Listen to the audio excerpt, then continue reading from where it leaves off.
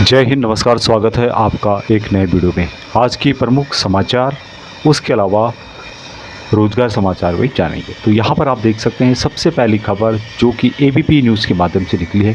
8th पे commission सरकार बनने के बाद अब 8वें वेतन आयोग की तैयारी।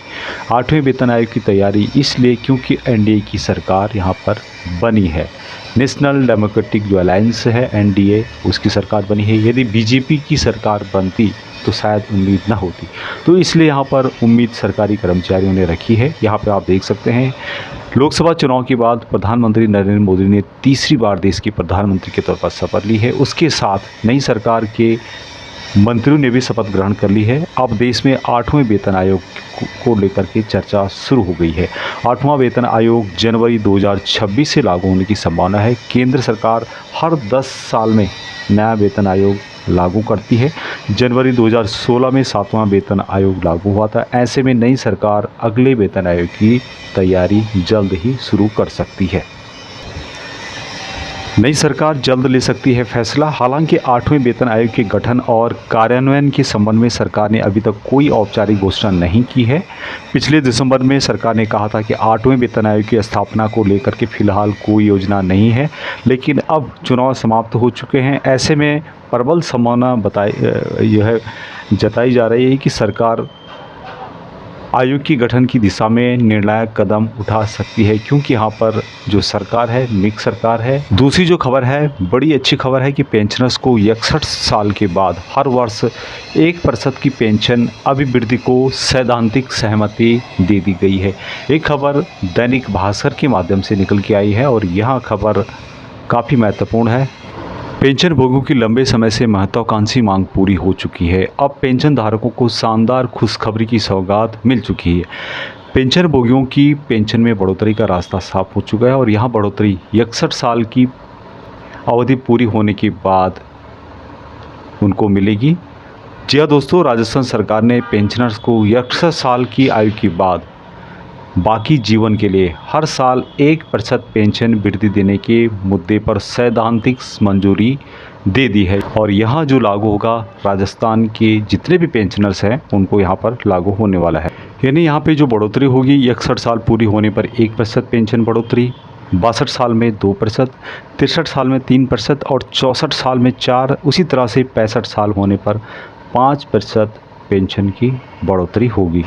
इसी प्रकार पेंशनर्स को 80 साल की आयु तक 20% पेंशन का जो बढ़ोतरी है उसका लाभ मिलेगा। पेंशन कम्यूटेशन की अवधि 15 साल से घटा करके 12 साल कर दी गई है राजस्थान सरकार की तरफ से। इसके साथ ही आपको पता होगा कि पंजाब हरियाणा हाई कोर्ट ने एक फैसला दिया था जिसमें कि पेंशन भोगियों से जो कम्यूटेशन की रिकवरी है 10 साल 8 महीने में पूरी हो जाती है। ऐसे में केंद्र सरकार हो या राज्य सरकार, उनको 15 साल तक वसूली करने का कोई अधिकार नहीं है।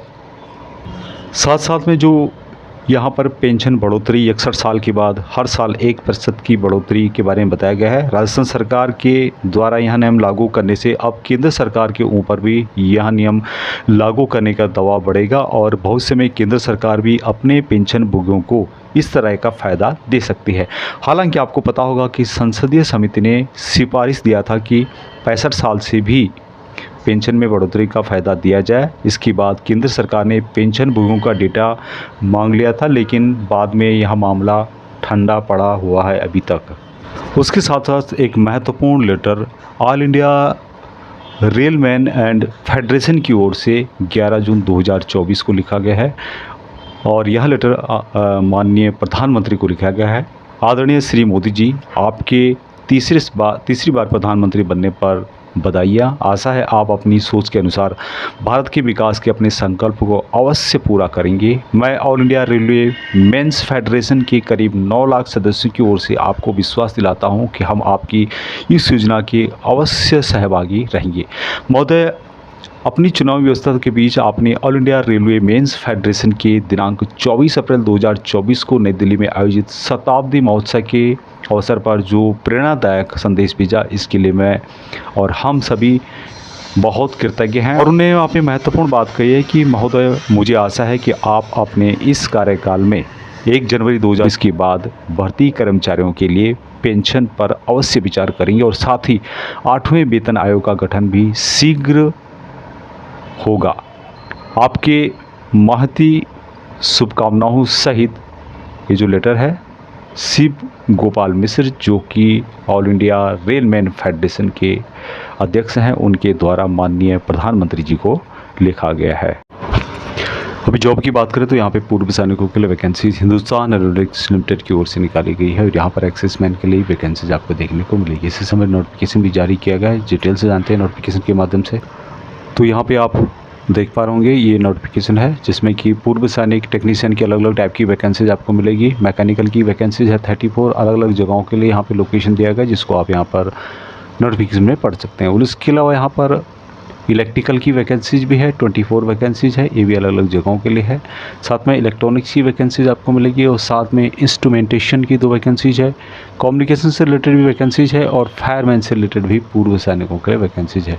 अब यहाँ पर जो सैलरी आपको दी जाएगी उसकी डिटेल्स यहाँ पे दी गई है जिसमें कि D4 की जो भी टेक्नीशियन है और मैकेनिक्स हैं उनके लिए जो सैलरी है 23,000 रुपये बेसिक है। उसके अलावा DA जो 50% या फिर उससे ज़्यादा अभी है वो यहाँ पर दिया जाएगा। उसके अलावा B4 में जो फायरमैन है उसके लिए सैलरी बेसिक 21,000 रुपये है।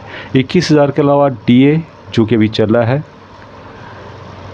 उसके अलावा जो अलाउंसेज है जिसमें कि कन्वेंस अलाउंस है, कैंटीन अलाउंस है, washing allowance, मैगजी allowance, professional development allowance और स्पेशल अलाउंस दिया जाएगा।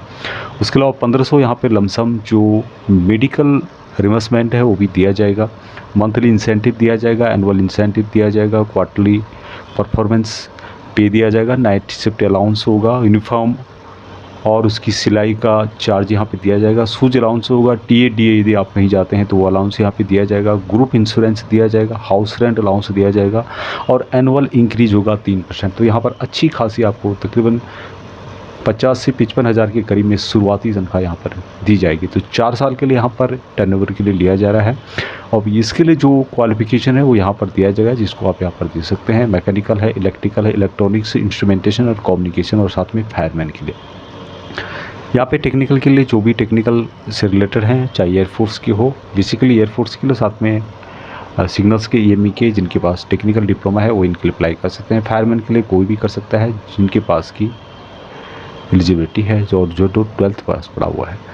तो डिटेल्स नोटिफिकेशन आपको वीडियो के डिस्क्रिप्शन मिल जाएगा, उस नोटिफिकेशन के माध्यम से आप इन वैकेंसीज़ के लिए डिटेल से जान सकते हैं। अब इन वैकेंसीज़ के लिए ऑनलाइन के माध्यम से इसकी जो ऑफिशियल वेबसाइट है www.hal.india.co.in के माध्यम से आप अप्लाई कर सकते हैं या फिर आप डायरेक्ट अप्लाई करना है तो करियर में जा करके इन वैकेंसीज़ के लिए अप्लाई कर सकते हैं। लिंक आपको वीडियो के डिस्क्रिप्शन में मिल जाएगा। Last date from receiving application 26/6/2024 तक आप इन वैकेंसीज़ के लिए अप्लाई कर सकते हैं और अप्लाई करना शुरू हो गया है 6 जून 2024 से लेकर के। तो ये थी जानकारी, अब तक इतना ही। जय हिंद।